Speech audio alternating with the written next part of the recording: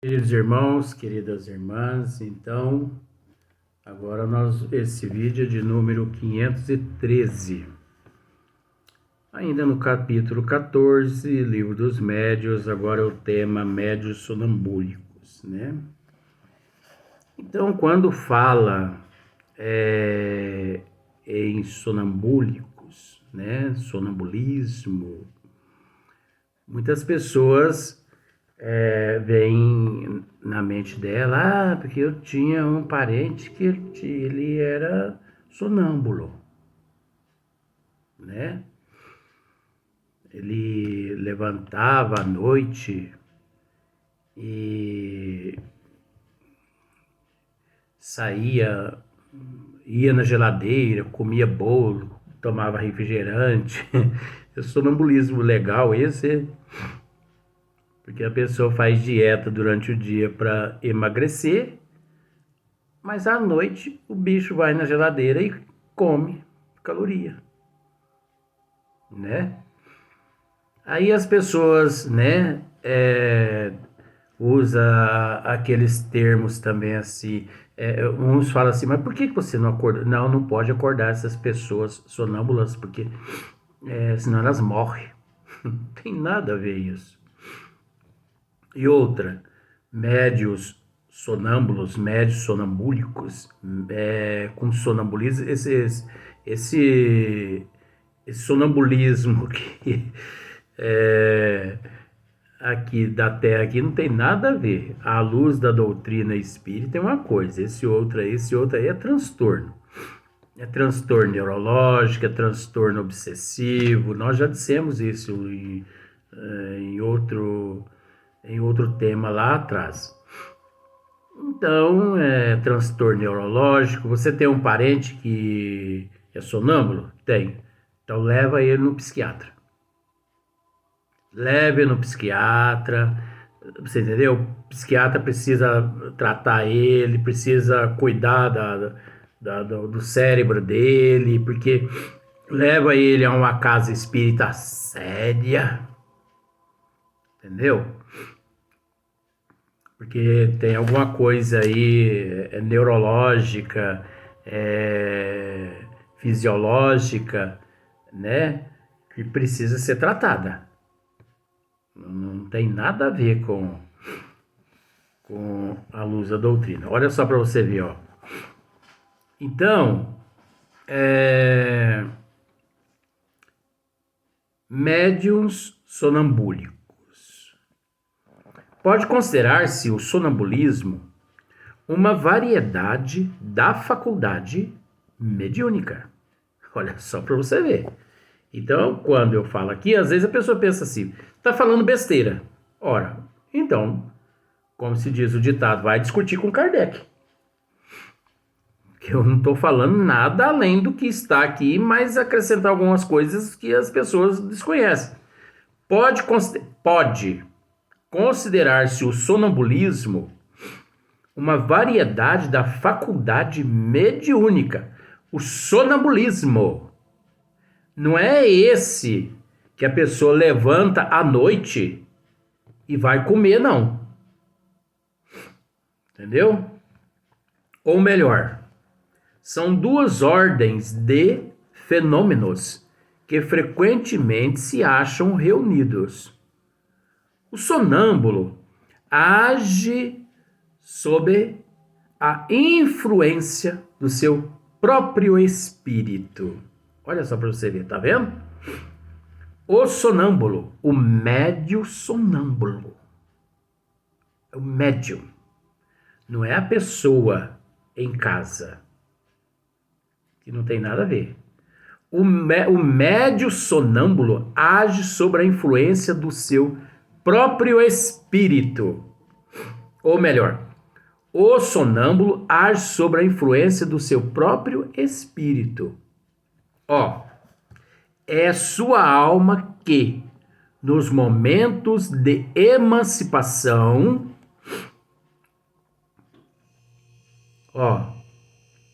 é sua alma que nos momentos de emancipação, então, a alma se desprende através do processo do sono, né? Então descarrilha-se ali o hormônio do sono através da pineal, é lógico, né? A melatonina, acho que é melatonina mesmo, né? Serotonina, melatonina, Então, a melatonina, em todo o organismo, a pessoa adormece. Então, isso acontece com todo mundo, mas não significa que todo mundo é sonâmbulo, porque isso é uma faculdade, como a faculdade vidência, psicofônica, audição. Então, olha só para você ver. Então, a alma, ela se desprende. Como a minha alma também se desprende, a sua se desprende, o do sonâmbulo também se desprende, né? Ocorre um afrouxamento no organismo físico, né, e perispiritual, a alma se desprende, mas permanece ligada através dos cordões, que muitos dizem cordões de prata. Porque eles são reluzentes assim, sabe? Então fica parecendo um cordão de prata mesmo. Mas aquilo tudo é energia, que 99% nós desconhecemos que as energias são aquelas, porque são energias que encontram-se vinculadas ao perispírito. Então, do perispírito, 99,9% a humanidade, todos nós desconhecemos os teus elementos.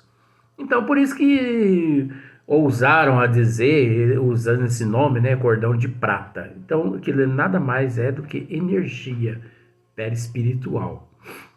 Então, é sua alma que nos momentos de emancipação vê, ouve e percebe,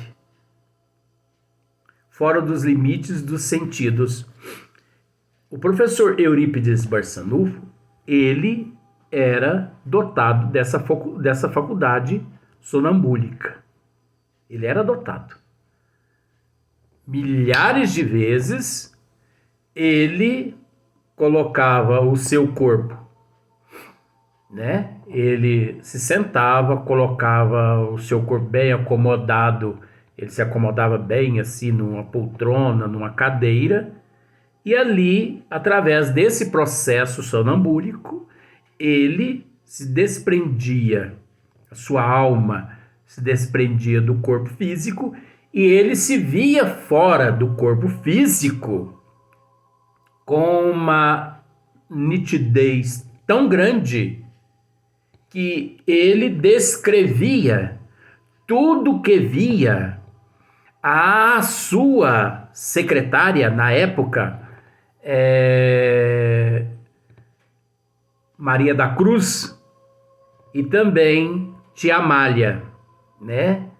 Tia Amália e Maria da Cruz eram suas duas secretárias, né? Que trabalhava para ele, ajudava ele, né?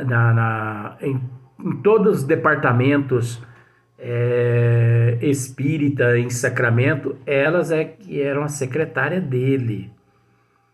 Então ele se via fora do corpo físico e ele relatava, né?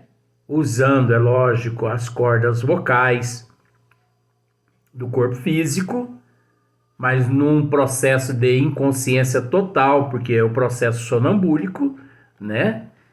Então ele via com nitidez tudo à sua volta. Então tem relatos tremendos que ele deixou às secretárias, né? Então, é sua alma que nos momentos de emancipação vê, ouve e percebe fora dos limites dos sentidos. Tá vendo só? Fora dos limites dos sentidos. Quer dizer, ele ali está totalmente inconsciente. O que ele externa, tira-o de si mesmo. Suas ideias são, em geral, mais justas do que no estado normal. Tá vendo só? Mais justas do que no estado normal. Suas ideias, né, são em geral mais justas do que no estado normal. Seus conhecimentos mais dilatados, porque tem livre a alma, né? Ela, podemos dizer que a alma, nesse processo, cada caso é um caso também, tá?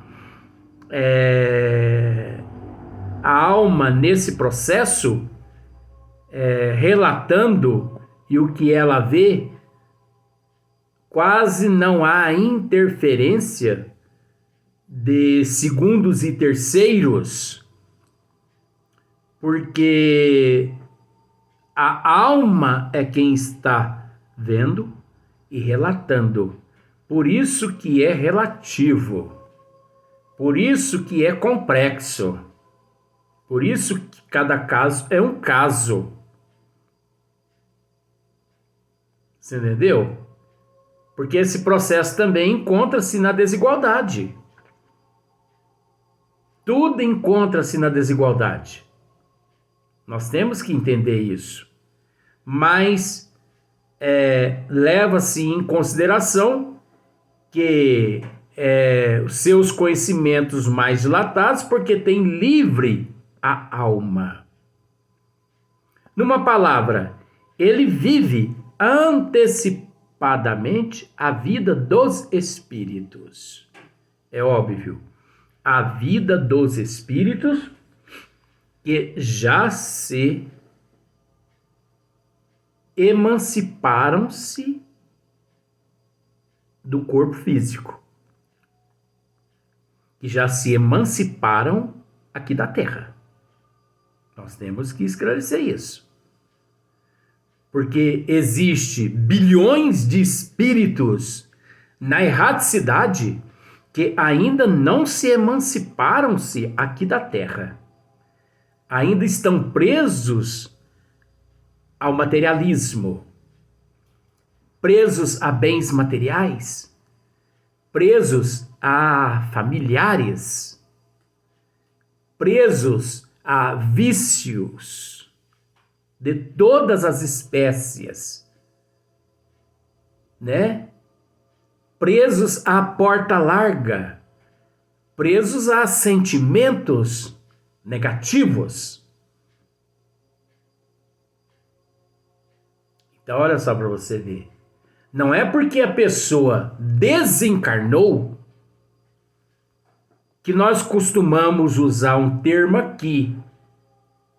Morrer é fácil. A coisa mais fácil é morrer. Agora, desencarnar é um pouquinho mais difícil. 90% dos seres morrem. 90% morre. Enquanto 10% morre e desencarna. Mas morrer e desencarnar não é a mesma coisa, Luiz? Não. Não. Morrer é o físico. É o corpo físico que para. Todas as tuas funções param. Né? Todo o processo, o sistema nervoso, o sistema endócrino, né? A massa encefálica, né? Enfim, tudo para ao ponto de colocar ali no túmulo e ocorrer ali a desintegração desse corpo físico, dessa forma física. Mas nós não resumimos apenas nisto aqui que estamos vendo. Físico, perispírito e espírito. Existem bilhões de outros corpos, mas vamos deixar para lá, porque isso aí é outro assunto. E tão cedo acho que nós vamos esclarecer isso, porque as pessoas não vão entender. Mas até lá é corpo, perispírito e espírito. A ciência médica não aceita, não entende, muitos, né? Porque muitos médicos já têm o conhecimento da doutrina dos espíritos. Então, morre-se o corpo físico, vai para debaixo do chão, se desintegra, né? E tudo ali é reaproveitado. Tá. Mas e o perispírito e o espírito? Será que ele desencarnou? Ele passou por um processo, por uma fase de morte. Mas será que ele desencarnou? Mas o que é desencarnar, Luiz? Se libertar de todo o apego material. Se libertar das necessidades que tinha. Se libertar dos vícios. Deixar para trás todas as necessidades que tinham. Será? Por isso que em 100%, 90% morre, 10% morre e desencarna. O resto fica tudo aí preso, perdido, para lá, para cá. Então, numa palavra, ele vive antecipadamente a vida dos espíritos, isso é relativo. Nós entendemos o que Kardec aqui quer dizer. Mas nós temos que adiantar esse esclarecimento para que as pessoas raciocinem. Porque que espíritos são esses? Porque uma minoria se desprende realmente, se emancipam aqui da Terra. Retornam à pátria espiritual e chega lá, ainda bate o pé, bate a mão na roupa, chacoalha a poeira e fala, graças a Deus. Mas você não deixou uma fazenda? Não me importa a fazenda. Você não deixou família? Um dia nós vamos reencontrar do lado de cá. Mas você não está com saudade? Tô, mas isso não significa nada porque tem coisa mais importante a fazer. Mas por que tem coisa mais importante você a realizar no plano espiritual do que a família? Tem.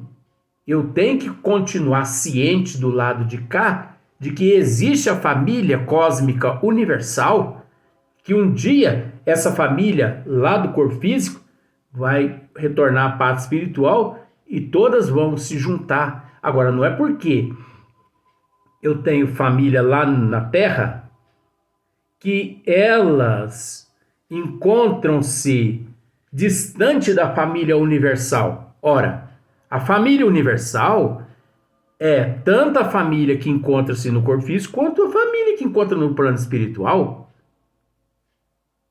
Não há como sair do universo. Tudo é o cosmo. Tudo é o universo. Tudo faz parte das dimensões. Então, tanto no plano espiritual quanto no plano físico, a família é uma só. Só muda a forma espiritual e física, mas é tudo uma só. Então, tanto do lado de lá quanto do lado de cá, é uma coisa só. É uma questão de raciocínio. O médium, ao contrário, é instrumento de uma inteligência estranha. O que é essa inteligência estranha? O médium, ao contrário, é instrumento de uma inteligência estranha. O que é essa inteligência estranha? O espírito, que ali se apresenta através daquele médium. Então ele é tido como uma inteligência estranha.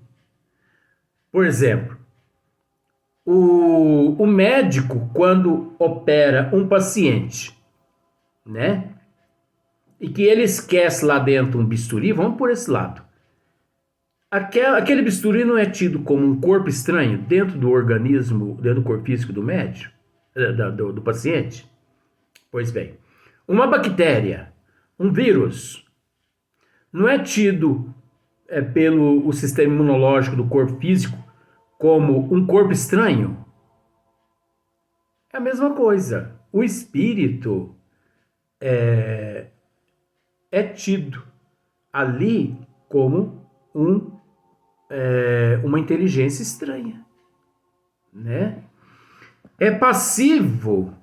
E o que diz não vê de si, em resumo, o sonâmbulo exprime o seu próprio pensamento. O sonâmbulo exprime o seu próprio pensamento, enquanto que o médio exprime o de outrem, né? Enquanto o médio exprime o pensamento de outro. O médio é uma ponte, é um canal do pensamento de outro espírito. Passa pelaquela ponte o pensamento, vamos usar dessa forma, passa por aquela ponte, que é o médium, que é a faculdade mediúnica, passa por ele ali o pensamento, a vontade do espírito manifestante, comunicante, enquanto do sonâmbulo não, é a alma dele quem exprime. É diferente, né? Mas o espírito que se comunica com o médium comum também o pode fazer com um sonâmbulo, também pode fazer com um sonâmbulo. Dá-se mesmo que, muitas vezes, o estado de emancipação da alma facilita essa comunicação. Tá vendo só? Então, o espírito que se manifesta através de um médium, ele pode se comunicar também através de um sonâmbulo, né? Aí fica mais autêntica ainda os relatos daquela mensagem, daquela manifestação. Muitos sonâmbulos veem perfeitamente os espíritos, muitos sonâmbulos veem perfeitamente os espíritos e os descrevem com tanta precisão como os médios videntes. Isso significa que o médium sonâmbulo não é vidente, mas ele vê naquele momento daquela manifestação e relata. Podem confabular com eles. Então, o sonâmbulo pode confabular-se com os espíritos que ele vê ali à sua frente, mas aquilo não é evidência. Ele está vendo os espíritos porque ele encontra-se fora, parcial do corpo seu físico.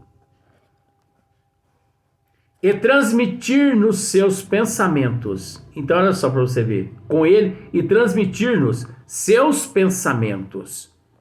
Então, o sonâmbulo ele pode transmitir-nos os pensamentos daqueles espíritos que ele vê naquele estado de sonambulismo, né? O que dizem fora do âmbito de seus conhecimentos pessoais lhes é, com frequência, sugerido por outros espíritos. Então, olha só você ver que inteligência. O que dizem fora do âmbito de seu conhecimento, porque o sonâmbulo, ele depara-se com um espírito muito culto, que tem um conhecimento elevadíssimo, o qual aquele sonâmbulo não detém aquele conhecimento, né?